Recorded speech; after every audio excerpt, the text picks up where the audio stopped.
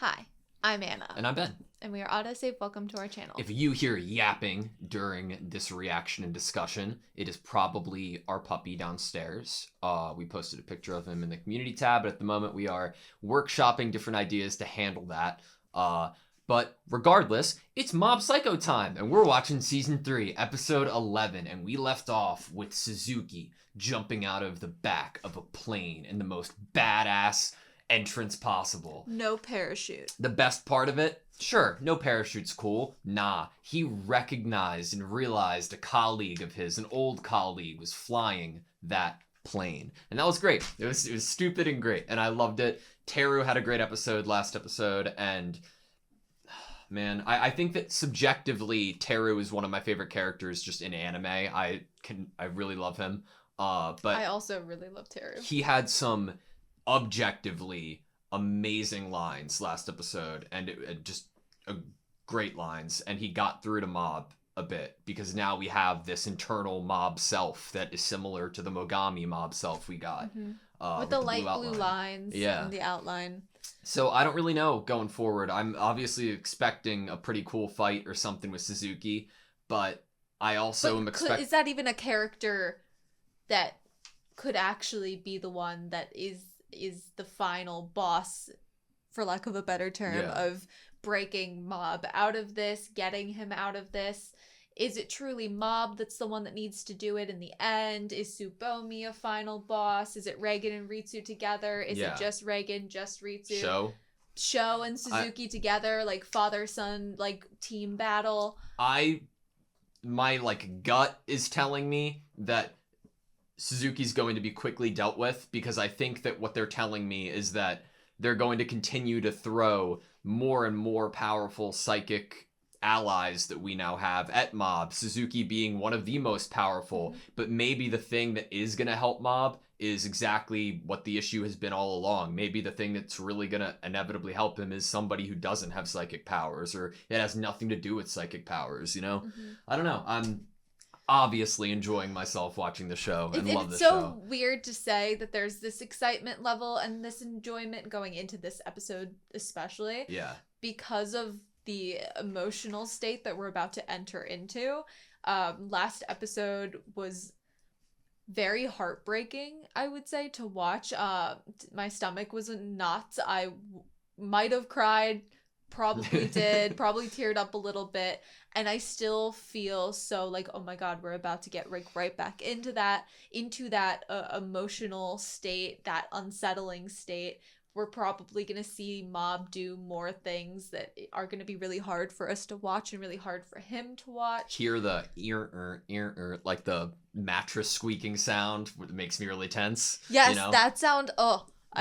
Yes. All right. So we're about to get into that. You ready? Sweet. Ritsu's here. You can see it from here. Can he feel it? Can he sense it? He can sense it.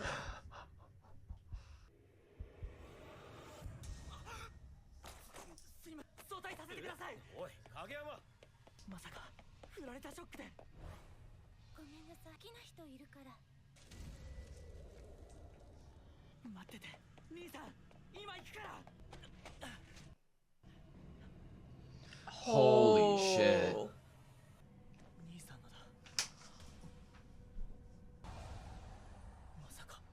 He knows he's unconscious.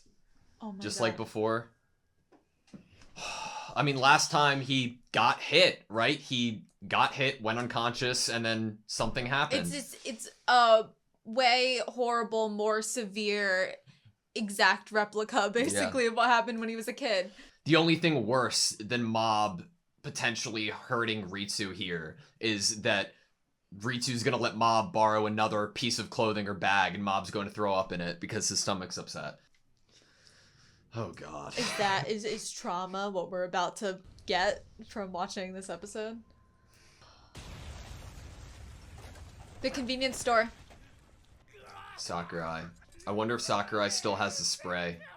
I don't think it would do anything, unfortunately.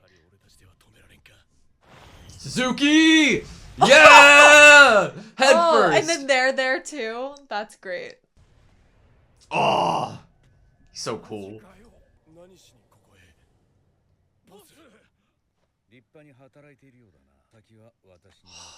I know he's gonna lose, but I love him so much. To repay my debt.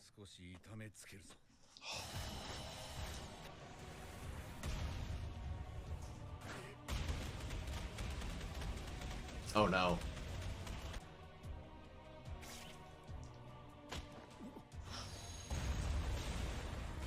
Oh, so similar to their fight.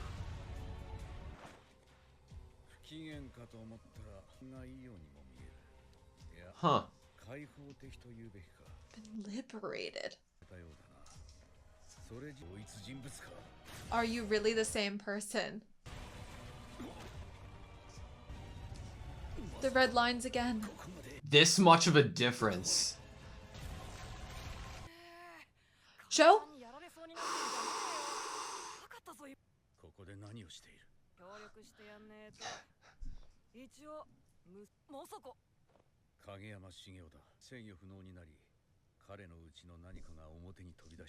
Something has been unleashed from within him.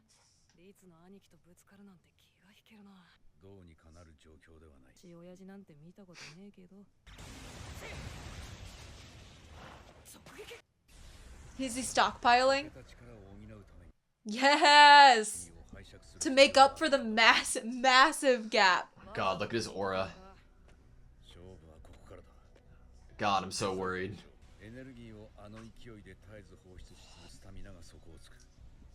Eventually.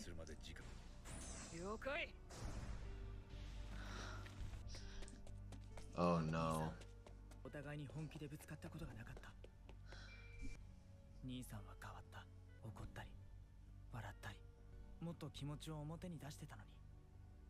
Don't cry yet. It's not time.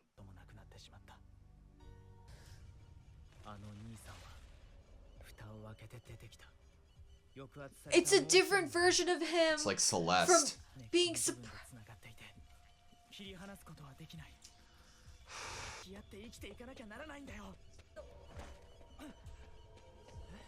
Teru.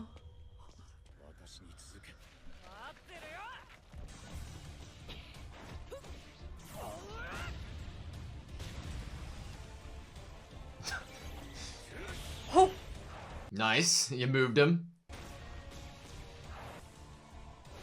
Oh, seeing the just like the black so dust like come off of him. Father-son charge bomb. Is he gonna absorb it? Or send it back? I think he absorbed it or tanked it. I don't think he even needs to absorb it, to be frank. That's his play? He just sucked everything up. He sucked up everything Teru had, too. In episode 5.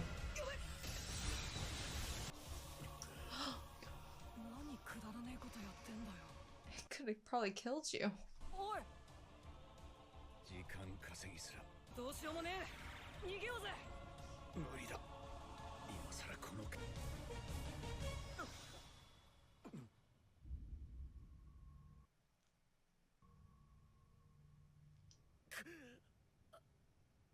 Is he trying to break out of it?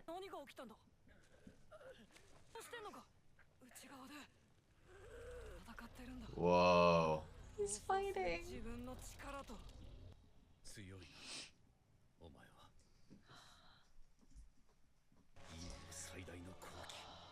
It's like Mob's giving you an opening.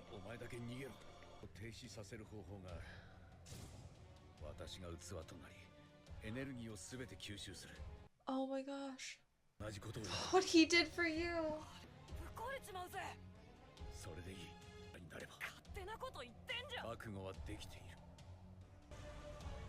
Mob was willing to do it for him.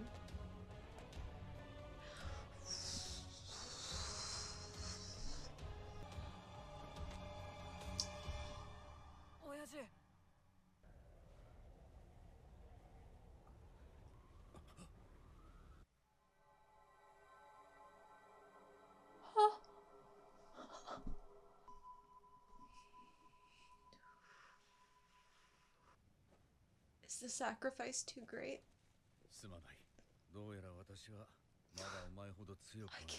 I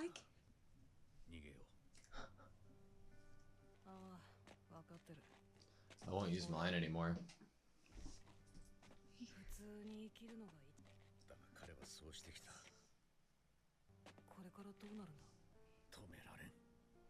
Ritsu's jacket.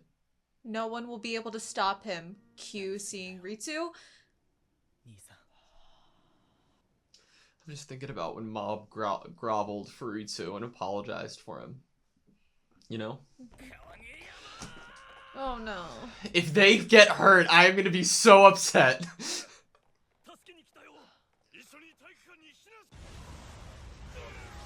Is he just gonna blow them away?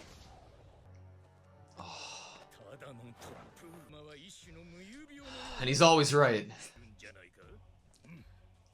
They're gonna learn how strong he is. Oh!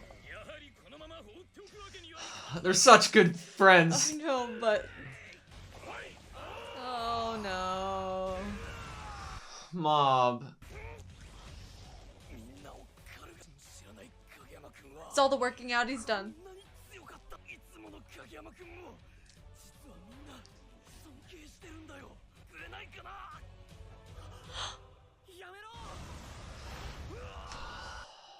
Fuck. Ritsu. Ritsu, Ritsu.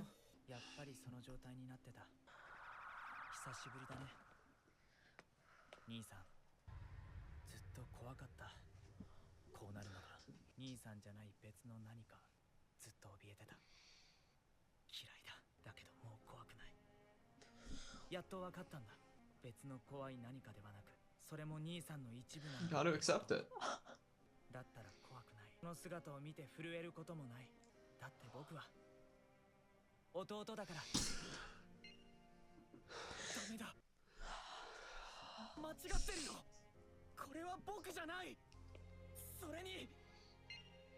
god.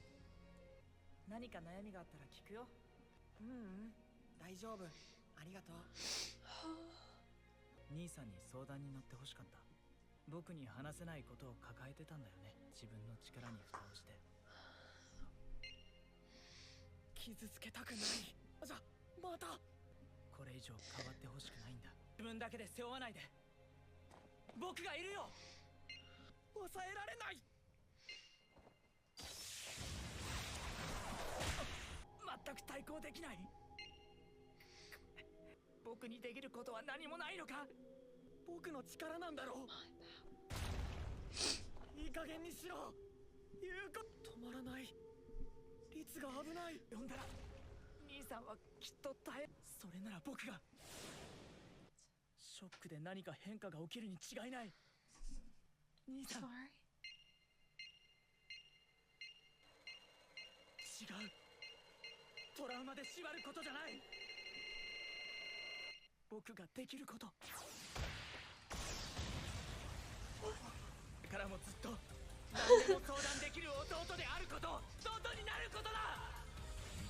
Oh, Ritsu, 100%. Oh.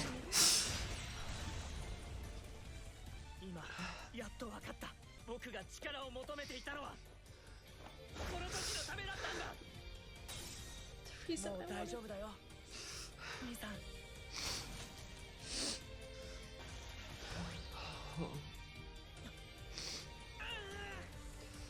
Oh.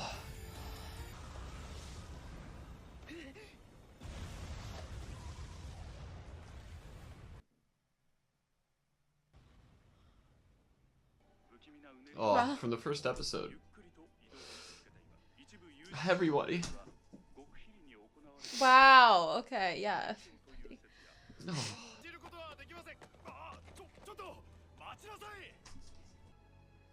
It's okay.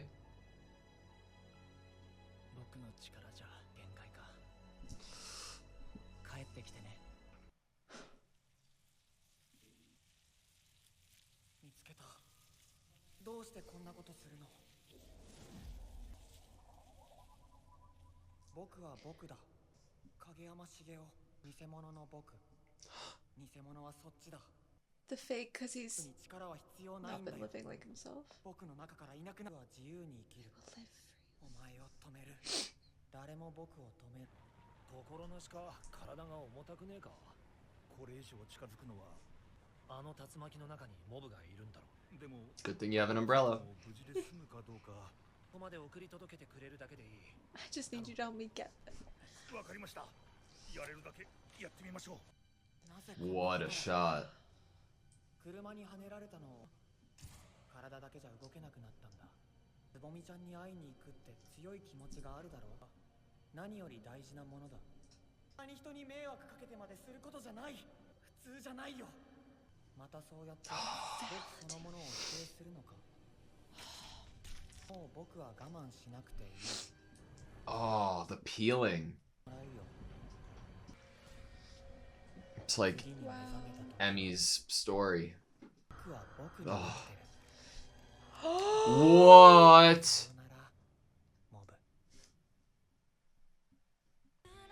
Oh my god. Okay, that was Mob Psycho, Season 3, Episode 11. I'm just gonna be honest and transparent. I had a really tough time watching that episode. And for about, like, 60% of it, I'd say, I was crying and trying to be okay. And I think that a lot of that was me projecting myself and my own emotions onto Mob. And, my own mental health onto Mob, and how I feel about myself onto Mob. And I don't know how they're gonna take the story. I'm not saying this is how Mob feels, but when Ritsu was saying that this is a part of you, that you just need to accept it, and I know that Mob ended up being like, it's not a part of me, don't do this, Ritsu. I'm not saying that that is the case for fact. I'm just saying what Ritsu was saying about just accepting this part of you and your emotions, and what, even when they get out of there, like, that's really hard for me to do. And it's the only thing, it's one of the biggest things I dislike about myself, and it's not something I can always control. So because of that, it was really difficult for me to watch a good portion of this episode. But again, it's in the best way possible, and I absolutely love the show. And at one point, I started crying because I don't want the show to end. And I've stated so many times that I'm excited that we're here, and I'm ready, and I am. But I don't want the show to end, you know? I'm going to very much miss this show. I don't know if there's like another season after this. I don't know if the manga extends after whatever the plot points of this We avoid chapter are. We avoid anything like that. So I don't know if there's anything else after this. And to not be able to kind of hang out for 20 minutes, 23 minutes with Kageyama Shigeo will make me sad, because I love his character a whole darn lot. Going through it, we got some Suzuki, right? At the beginning of the did. episode, got some Suzuki. Repay my debt. I'm glad that he acknowledged how the boys are making an honest living now, telling him to get out of there, and was repaying his debt, like you said. And I thought it was interesting that his take was that Mob seemed well and liberated. Like, yeah, but also I think right after he said that, he was like, "Are you really the same person?" Exactly. Yeah. I'm pretty sure that was the succession of how it was said, because I think I wrote it like, holding back, liberated. Are you really the same person? Yeah. Like in that Definitely order. Was. And then we also got from that fight, I can't be as strong as you. Oh, it's man. Like it's so interesting there, because it's like you can't blame Suzuki, because not every character is so completely selfless that they would sacrifice things. Suzuki has already lost. Like he lost his people. He already risked losing them one time, and now he's like realized like what he has done, and wants that kind of like to like repent on that, and to earn his family back, and to not lose them again. I mean, or lose them more and indefinitely. That would be his death. And he just realized that it was not a sacrifice. he was not willing to sacrifice losing a relationship with his son.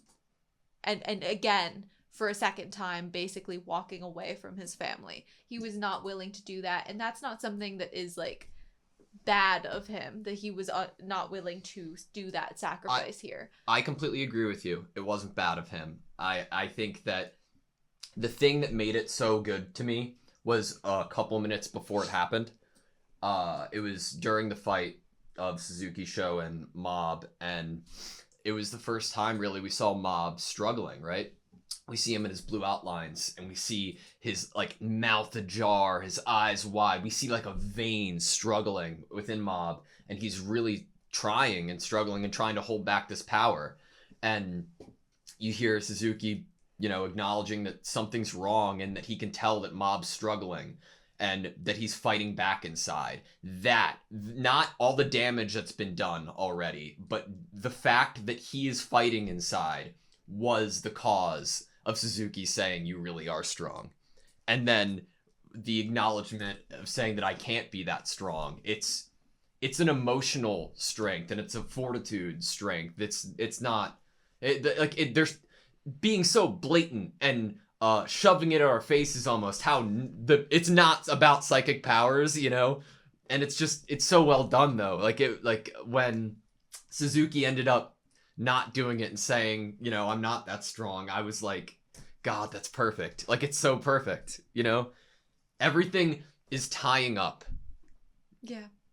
I mean it is, because in a way we got exactly what we needed for an exit and a tied up with a ribbon for Suzuki as a character himself. Like, yes, after the big battle when Mob basically sacrificed himself and took on, it became a vessel for Suzuki's just overwhelming power that was basically breaking him. We got, you know, Sho saying a comment to him and Suzuki, you know, getting arrested basically. And it seemed like, maybe that's all of the kind of what we'll see of that family dynamic from now on. Like, that's kind of it, is this idea that possibly maybe in the future there will be a positive relationship there, but that's not something for us to see. Yeah. And I think that this is even better because it's like, hey, remember this guy that was one of our examples of how strong Mob could be, and what if Mob chose to be a villain, you know? And Suzuki's one of the examples that we have. We have a few examples of an adult Esper that is basically like, hey, Mob could become this depending on how his life goes and what he chooses for himself. And to have this kind of, now he's choosing the people he loves. It, you know, when his whole art, like his whole plot line was that he was like solely focused and in love with himself, basically. Mm-hmm. I'm like, how did this man ever like fall in love with someone enough to have kids with them? Like, that's how I felt when we first met him, because I was like, he's so focused on himself. And I didn't even know to hope for this kind of, that scene where it went back to the white and he's in the doorway and his wife and his son are there, and I was like, wow. You want to know why it's so great? I think a lot of people have expectations of what it means to be redeemed as a character, and that sometimes, and a lot of time in media, it seems like redemption comes at self-sacrifice. Mm-hmm. Like he would have had to die there. I think that redeeming comes at self-sacrifice when there aren't any real other options for redemption because of what you've done is so bad that you pushed everybody else away. The fact that he got to look back and it showed us that vision of the doors and his family, it was like, it's not the only option. Like, you have that option to be redeemed as a father still, and you're lucky enough to have that still in front of you as an option. You should at least try. And I can imagine maybe any like resentment or harbored or like upsettedness of Suzuki just walking away, but he wasn't leaving just Mob walking alone. away. Like when he did that, all I could think was, is Mob going to be upset that Mob's being left alone? Yeah. You know, like, but Mob doesn't want to fight any of these people. He doesn't want them to continue fighting him. And I think on a redemption point, I think you know, Suzuki here could have chosen to redeem himself in the eyes of the world by sacrificing his life in a show of martyrdom, basically. Yeah. Attempting to stop Mob, but not doing it. And/or he could choose to continuously live the rest of his life trying to redeem himself to his family. Yeah. And he was shown to us as a very selfish, self-centered person from the get-go. And I think it's really great to see an example. I think I say this often on the channel, that you can be selfish and it be a positive thing for you. Yeah. And not make you a bad person in especially certain regard. And in that example, I just think that would move that love that was there of like that little selfishness that he would rather his family love him and make them proud than the entire world of strangers. I'm like, I can totally get behind that. Yeah, I can too. I don't know. It was so well done, and then you get the. I want to watch this episode again in like the most heartbreaking ways. Like, Me I too. feel like it was just so beautifully sad. You want to know that I wish we could like replay it like right this second. I'm so glad worse didn't happen to the Body Improvement Club. It was so painful to watch. Yeah, thank God Ritsu was right there. It was very hard to watch. When they showed the one character with the like shaved head, I'm guessing by the blue that it's actually a shaved head. When he was like being flown up in the air and it looked like his head, like the kind of what happened in the storyboarding was that it was like a darkness. You see the bar there of the bridge, and I was like, this man is about to die. Like the way he's gonna hit his head, there's just no way a normal human could survive that. And then for Ritsu, like it would have hit him either like right behind, like, you know, right here, or maybe smack dab on the back of the head, but that would have been death.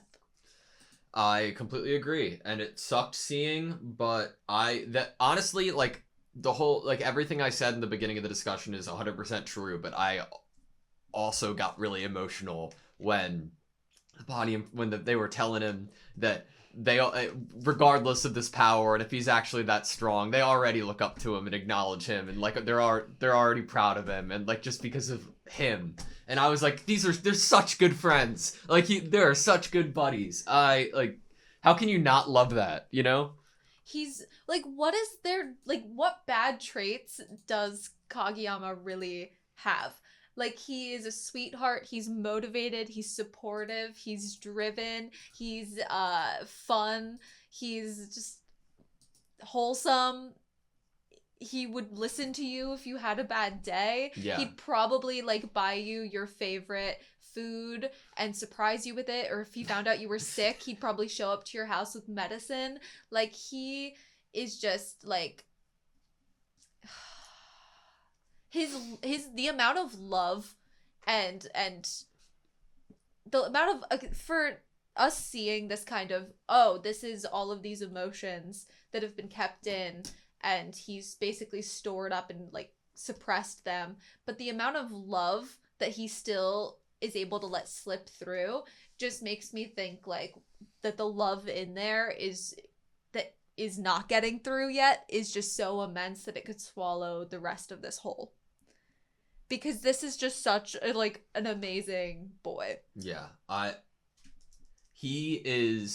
think that the relationships that he has are so special because of who he is, and that's what brought all these amazing people to Mob and make them love Mob, is who Mob is as a person and how nice he is. And after what Ritsu said, like the image of the only person in the world that he hasn't been nice to is himself, so that everybody else can be happy in his mind. Mm-hmm. Because the best case scenario is that everybody else is happy, and is like, as long as he can bear that burden, like that's fine. He'll lock himself in the room, you know? And there's a struggle here with Ritsu where we know that Ritsu was so scared of whatever that thing was inside Mob that he didn't push the subject of trying to talk about feelings or call out Mob for his suppression of his emotions. He decided to take kind of a back burner seat of just supportive younger brother that's not super invested in your life, but is actually super invested secretly in your life and watching over you. And I think that just seeing Ritsu's kind of like, should I have been doing something earlier on to prove to you that you could have talked to You didn't me? need to change. I need to be a younger brother that you can talk to, and you didn't need to change. And should I have done more to make you feel like you didn't have to keep a giant part of who you are secret? Like, I don't think anyone would be happy living day to day seeing one of their loved ones consistently having to not smile, not laugh anymore, just so they could make sure they don't cry anymore and make sure they don't get angry anymore. Like, you have to have the good and the bad. Like, to get rid of the crying and the sadness and the anger, he also had to get rid of all of the joy and expression of joy, and his family didn't get to see that anymore. That's the hardest part for me. Like, the change, like being able to see, and you know what's even harder? The realization that Ritsu might feel like he's been so selfish that he hasn't even noticed or cared enough, or he's thought negative things about what Mob's done for all these years, when in reality, you know, Mob's the one who has lost everything. And let me tell you, man, like, negative emotions are bad, right? Or like, that's easy to say, like, oh, sadness sucks. But I've been in a place where you can't feel any emotion really, and like for long periods of time, for the benefit of other people, and even for the benefit of what I thought was myself. No balance, but just got to put a band-aid on it, you know. Quick fix. It's all or nothing. That's a really tough place to be. Like for a while, it's a really tough place. And you know, maybe in a way, Ritsu did feel like, oh well, how we're living life right now. Yes, I feel bad that my older brother is having to suppress and miss out on some of the joys of life, but at least we're all safe, and at least I don't have to deal with that kind of like the scary thing that I'm dreading, which is him inevitably being unleashed in some horrible way, and that I'm not strong enough to stop him or save him. And it's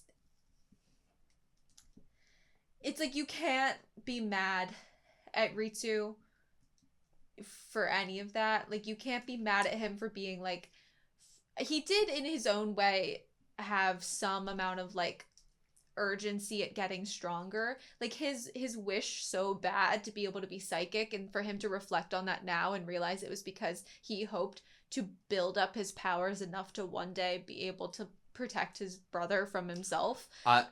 But I doubt he thought that it was going to be tomorrow, you know? Like, he probably thought he had way more time, and you know, maybe he wasn't in that mad of a rush. I'm not sure. He might blame himself for taking any leisure time at all to get to the point that he has now.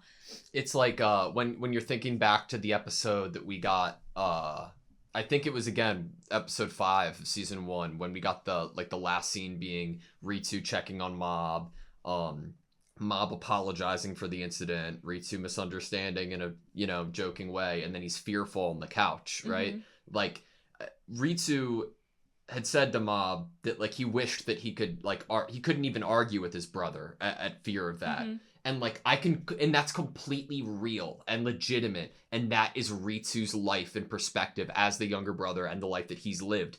But it's not the reality of the situation. It's that both of them were working just in separate ways to try to make sure that never happened. Mob obviously never, that was his worst nightmare, you know? And for Ritsu, it was also blown out of proportion. Like, the Mob we know now, little upsets and you know, aren't going, and little talks about feelings aren't going to necessarily push him to this literal point of being knocked unconscious in what we've seen.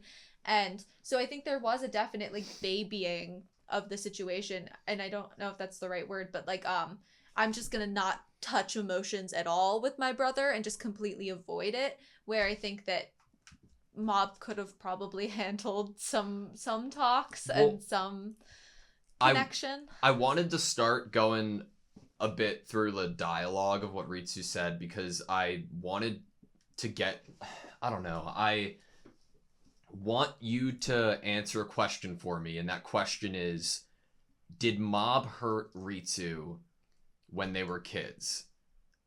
Or because Ritsu initially said to Mob that no, he wasn't the one who hurt Mob, and like but the attack didn't when Mob attacked the people, didn't it also hit Ritsu? He ended up in the hospital. We didn't see it. Yes, but he ended up in the hospital, and he said that Mob wasn't the one that hurt him. Correct. And I thought we initially took that as he meant like he didn't feel like his brother intentionally or consciously did it.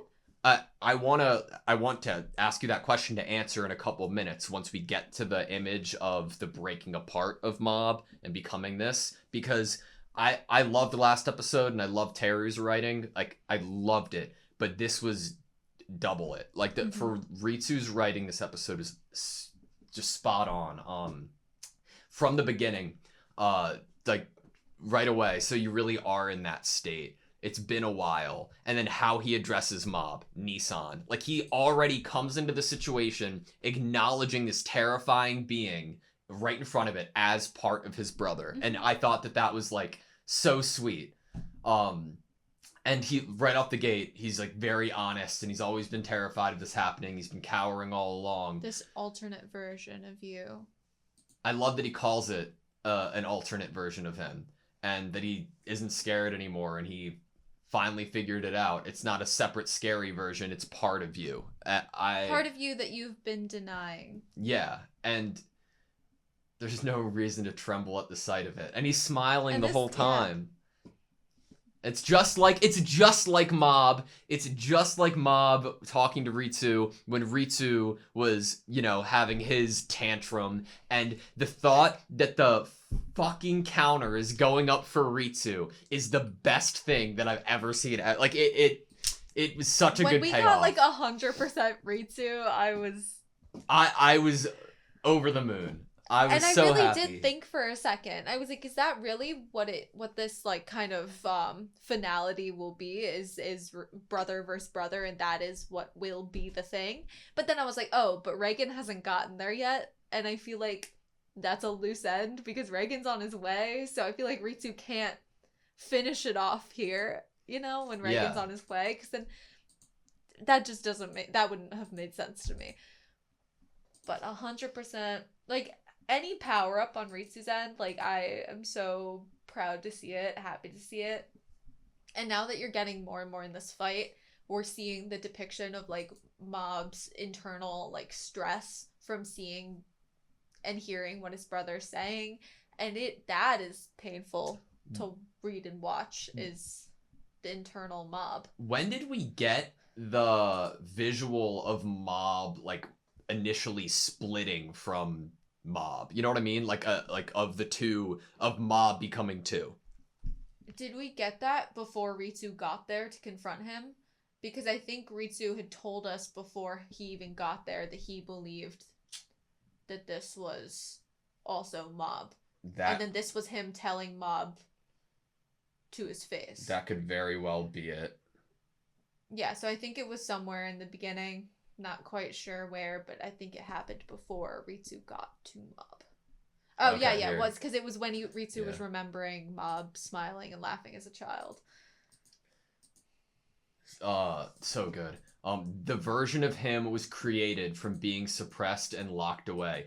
Amazing visual. Just like pops out of him. I believe too. Yeah, look, like he's like desaturated a little bit. He's Mob. desaturated and looking down, like just so melancholy. Like, version of him was created from being suppressed and locked away. So it's my initial reaction to that was Celeste, and that's one of my favorite video games, but it has a really good story. They're connected deep down and cannot be separated. I don't know. I absolutely love the dialogue with Ritsu, but if that's the case, right? And these emotions have been this other form of Mob has been created by these emotions that have been suppressed. Then and by trauma. Then so the flashback that Ritsu had was Mob not suppressing his emotions, right? Mm-hmm. Are we to believe that Mob started suppressing his emotions before the incident? Because how, like, him going unconscious and then the thing happening, right? That's what started it. Yeah, but isn't the thing that happened, that like entity that was created that caused havoc back then, isn't that the same thing now? And if it is the same thing now, it was created because of the emotions being locked away. But back then, were the emotions locked away yet? I thought that the emotions got locked away after that incident. You know? Do you get what I'm saying? Yeah. That's a question mark, I guess. Yeah. Like, 3 question how could marks. the other version of him have already been created enough to come out during that initial childhood event? Yeah. That childhood event, maybe that like fear that he felt there and then not being knocked unconscious is what created it. And it wasn't created initially as another version of him, but maybe. So I'm going in sort of like a DID place where you think about they're a protector, that maybe it initially, this other part of him came out when he was unconscious as a form of a protector to protect him and his brother. Didn't know the boundary kind of thing. And then it almost like he started putting his emotions into this thing and suppressing this other part of him.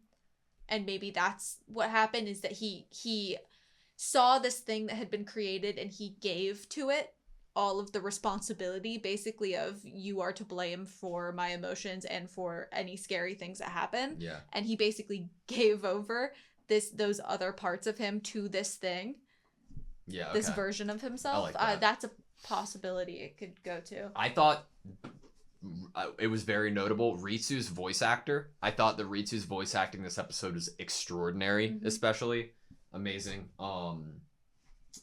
And we're getting towards the end of the episode. When we saw Serizawa and Reagan show up and have the umbrella, I'm like, don't get me wrong, I'm like, oh yeah, use the umbrella, fun, we're gonna get there. But at the same time, I'm like, man, if Shimazaki was here, like, and just teleported in, we haven't seen him in a while, he'd be the perfect person to get Reagan close, right? Like, he could just teleport and teleport out. Also, he would totally not be the character that would be willing to get his hands dirty or sacrifice himself if he thought there was any ounce of, like, mob fighting him. Very true. He'd be like, yeah, no, I'm avoiding that. Yeah. That's not something he would do. All right, the last thing I want to talk about is just the ending scene. The ending scene. It's very well done. So, is it crazy and wild that once the squiggle showed up, I immediately, like, lost it again emotionally? I think I started crying again, and I'm like, how is this just showing a squiggle on the screen making me, like, want to cry because so bad? You want to know why? No other show does it like this. It felt relatable for some reason. It just felt, it felt like the perfect, like, imagery to, like, show exactly what's happening or how Mob feels and when he's confronting his insides, basically. No other show does it like this, and I don't want to see it go, and that's why I'm hoping it was some April Fool's joke that somebody told me this is ending, even though I think it should end. But I love that it was a squiggle, and I love the animation on it. You know what what I was worried about when they were doing it? Like, in real time, I was like, oh no, they're gonna have to fight the fact that they're going up against another villain that looks exactly identical to Mob. How are you going to differentiate them enough? But that's how we've I mean, it is really nice to see this imagery of Mob here when we've had that kind of progression of person that could be Mob when he's older, a person taking the image of Mob that isn't Mob. Yeah. Mob. No, exactly. So it is the progression that we were expecting or thinking was going to happen. It is. I'm talking strictly visually. Like, do you think it's going to be like an actual physical fight? Well, I want to get into in a second, but to finish my point, I think that, like, the broccoli mob, right? Dimple, like, you're already showing to your audience a villain that is looking a certain way. How are you going to make it original enough or stand out enough to be its own piece that isn't just gonna make you think of that? It's such a good idea. Like, just the outline, no face, and it's identical and, like, perfect, pristine. Yeah. And then when we see the actual fighting, I don't know if I would see, like, an actual visual of them in the line art fighting. I think that we've already seen an example. It's more on Mob's physical body on the outside that you see the fighting. I think it's going to be a conversation. and a conversation, and I think we might see the body in the physical realm reacting to this conversation, which I thought was really powerful, seeing like the body kind of like twitch and sway as like Mob was trying to fight this. It's interesting because Mob's like, what are you talking about? This isn't my will. And the other form of Mob is like the internal is saying, hey man, this is it's not your will necessarily, but it's my will based off of your desire. Like Right. we're the same person. When you suppress your emotions, you're making all of them come out at 100%. That's what, like, if I get like, you know, mad or angry and I try to like, or I'm like a little annoyed about something, and or just for anyone, if you let those annoyances build up and build up and build up inside of you, when someone makes you mad or annoys you the next time, even if what they did is like so minuscule, your anger is going to come out at 100%. And so he's suppressing all of his emotions. Therefore, any strong desires he has are going to come out as these insanely insane hyper fixation of 100%. Like Tsubomi giving her these flowers. Yeah. That is now what's going to happen, because that's the emotion that came out right before you got hit by the car. That's how you were feeling. That's what you were thinking about. That's the focus. That's the fixation. It's going to be... Mob has gotten so good at talking to people, but this is the one thing he has been avoiding for a long time. And a good old look in the mirror. Like the sweat droplets, and then the lines are so good and convincing too. Like that's not something you should be doing at the cost of harming others. And then immediately back after Mob's like, this isn't normal. It's like, what is normal? Are you trying to invalidate me once again? I wrote down invalidate. Me too. Because I loved the word choice. Yeah, because I think it's exactly what happened, right? Like in a way. And I think Mob needs to not justify, to some degree, what Ritsu is saying, not justify his actions and why that they're so high and mighty and the right thing, but to validate him. And he needs to realize he hurt himself. Yeah, he exactly. He needs to realize that he hurt himself and did something very mean to himself. Yeah, I completely agree. And he needs to address it.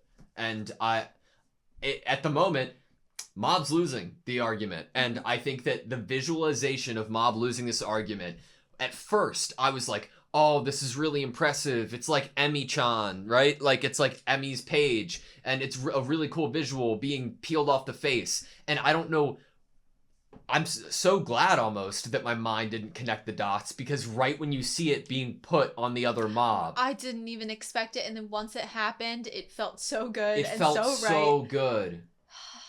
I will be me. And it's like, we can't be scared of this other Mob, because it's like, I'm scared of what it would look like in a way.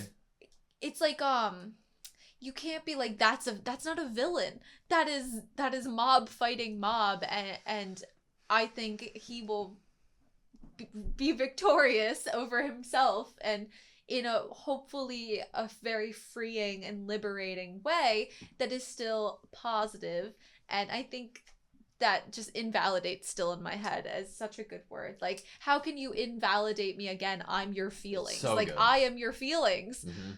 You are invalidating your own feelings. You validate everybody else's feelings. Even if they're wrong or bad. All of the villains that Mob has reached out his heart and hand to understand and show compassion and validate the reasons that they strayed from the path of like goodness and yes. I'm struggling even right now thinking about it, because like again we're a reaction channel, right? We say initial thoughts. We don't really have time to think after the episode's over. But like even a minute ago, I was saying that like this is like the thing that Mob's been suppressing. This is like, you know, it's going to be really hard for him. But at the same time, he's been doing this all along with the conversation and like from Emi. Like he has made the choice that he was going to actively. The literal verbatim line I just flipped open to 2x1 is quote unquote the decision to consider my feelings more. Mm-hmm. And he has already started to consider his feelings more. And I think that maybe it's meeting halfway from both ends, and it's not just Mob accepting himself. Maybe it's both. I mean, if you think about it, you could see it as once you open the dam, once you open it, especially if you've been keeping it suppressed for so long, even opening it a crack to start considering his feelings more. By now, he's ready to confess to Tsubomi, and he's going to do this thing for himself. He opened it. Yeah. But there was so much packed up in that tiny space within him, being suppressed and being kept there, that, you know, once you open it a crack, you're kind of gonna have to, like, decompress and, like, let it all out and then, like, breathe. That's how it works. I have one last thing for me. Okay. For you? Is there any possibility that when Tsubomi said, get a clue, it was positive? Or, get a clue, I'm not into you because of your psychic powers, I'm into you because of you. I know they were just kids, but the get a clue line stuck with me. And we obviously still have Tsubomi here. So, the get a clue fits with Ritsu's idea of Tsubomi. Yeah. And I think that since we follow Mob, I might be more under the impression that she is a more great person than Ritsu might think she is. And that might be because of following Mob. I know Ritsu here is worried about Mob getting to Tsubomi here for, I guess, Tsubomi's sake. And, like, I need to stop him now before, because if he does anything to her that is harmful, he will not be able to live with himself. What a good But, brother. you know, it is interesting to think that maybe the get a clue or how Tsubomi acted. I think we've tried to make reasons or answers for the way she acted toward Mob, and I think we were putting this kind of, oh, well, maybe she just wanted him to be more authentic to himself. But when he was showing her his psychic powers and stuff, that was before he started suppressing his emotions. And so, and that's when she got bored of him, was even before any of that happened. So I'm like, she's still so interested and intrigued and, like, watching over him that I honestly don't think I could give you, like, an actual, like, theory of who is Tsubomi actually and how does she actually feel, because I feel like I could go so many different ways. I'd like to think that, like, well, I'm pretty confident in saying that when Tsubomi was like, way to go, Mob, when she saw the story being put back together, she was there. She saw it play out. The thing that I think she was responding to was Mob's emotions and the way he expressed them, not, oh, look at me, psychic power. And she definitely wants to be there at the park. He asked her, and we haven't heard any dialogue of her being like, ugh, I can't believe I have to talk to Kageyama Ishigo, you know? Like, she's not, like, thinking anything mean about him. She's like, oh, I wonder if he's okay. Like, he's not here yet. Is he going to come at all? And so I feel like I can't think that she's a bad person right now. Or that she won't somewhat do something good for Mob, even if she doesn't reciprocate his feelings. I don't know if we got it. We probably did, and I didn't write it down. I don't know where Tsubomi's transferring to. It could be another country for all we know. I think they might have said a different school name, but... Okay. I love this show, man. You don't want it to end. No. But everything has to come to an end. And just like this video. Discussion. Thank you guys for watching. It's over.